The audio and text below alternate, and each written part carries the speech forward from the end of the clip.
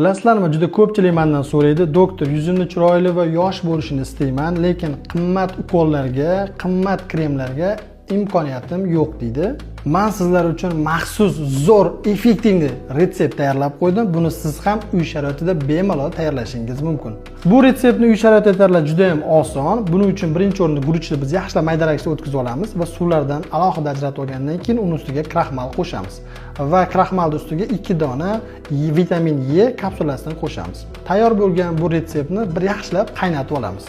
Bo'tqa ko'rinishga kelgandan keyin yaxshilab sovutib olib, undan keyin yuzimizga tekis qilib suramiz. Surib bo'lganimizdan keyin 15 daqiqa kutamiz va 15 daqiqadan keyin yuzimizni yuvib tashlaymiz.